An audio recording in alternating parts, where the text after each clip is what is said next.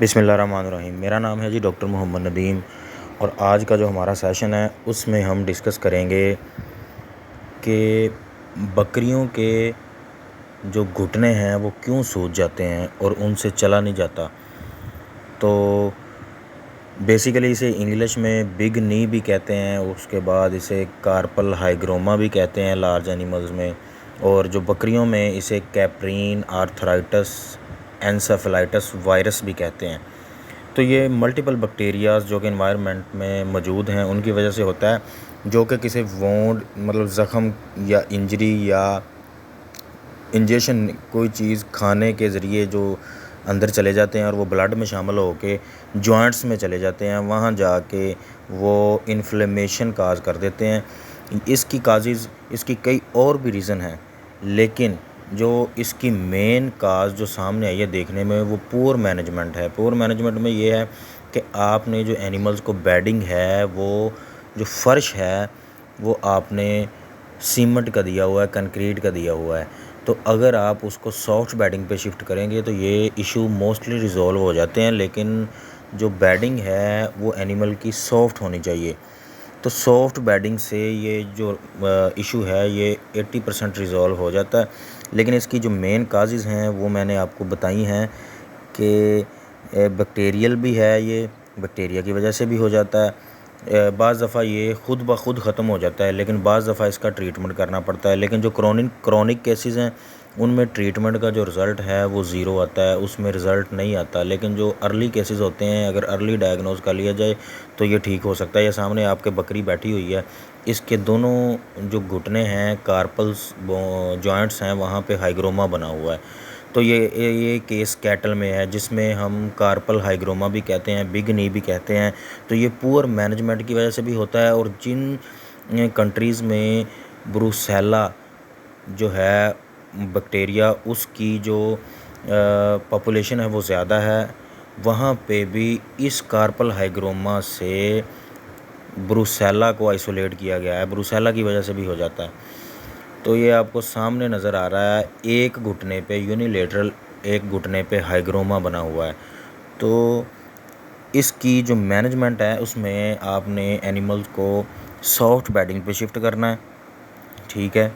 उसके बाद जो इसके क्लिनिकल साइन है उसमें स्वेलिंग हो जाती है, और जो इसमें मटेरियल होता है, जो पस होती है, उसे पस तो नहीं कह सकते, इसमें क्लाउडी किस्म का वाटर होता है जो बाद में उसके क्लॉट्स बन जाते हैं, और मसल की एट्रोफी हो जाती है। मसल जो है उस में खंचाव आ जाता है और एनिमल से सही तरीके से चला नहीं जाता। तो इस डिज़ीज़ में आप देख सकते हैं सामने ये कार्पल हाइग्रोमा बना हुआ है।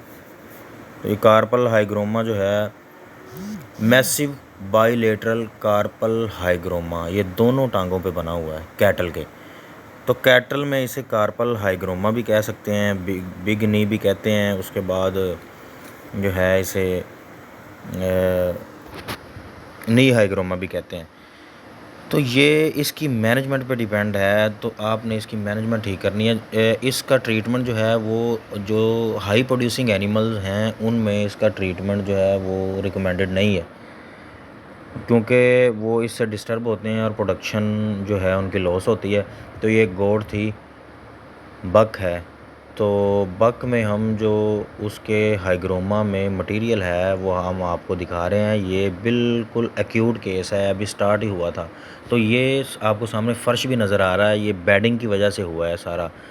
तो ये दोनों एनिमल्स हैं, ये जो कंक्रीट की बेडिंग है उस पे रखे हुए हैं, जिसकी वजह से इनके जो घुटने हैं वो सूज गए थे। तो उनके घुटनों में से हमने जो मटेरियल है, जॉइंट्स में जो फ्लूइड एक्स्ट्रा भर गया था वो हमने निकाल दिया है, और उसके बाद हमने एंटीबायोटिक्स और anti inflammatory steroidal drugs use की हैं, जिसकी वजह से जो कार्पल हाइग्रोमा है वो 3 दिन के अंदर अंदर वो अपनी जगह पे बिल्कुल नॉर्मल हो गया। तो इसका ट्रीटमेंट यही है, मैनेजमेंट है बेसिकली, कि आपने एनिमल्स को सॉफ्ट बेडिंग पे रखना है। सारा दिन एनिमल को सॉफ्ट बेडिंग पे रखें। अगर आपके पास जगह नहीं है तो आप रात को कंक्रीट बेडिंग पे भी ले आ सकते हैं, लेकिन कोशिश करें कि ज़्यादातर आपने जो एनिमल्स को सॉफ्ट बेडिंग पे रखना है। तो इसमें जो ट्रीटमेंट है इसमें ऑक्सीटेट्रासाइक्लिन के बहुत अच्छे रिज़ल्ट हैं और इसमें पेनिसिलिन भी आप यूज़ कर सकते हैं। प्रोकेन पेनिसिलिन भी यूज़ कर सकते हैं, ऑक्सीटेट्रासाइक्लिन भी यूज़ कर सकते हैं। तो इस एनिमल से ऐसे मैनेजमेंट करके बचा जा सकता है। आज के लिए इतना ही काफ़ी। खुदा हाफिज़। Thank you.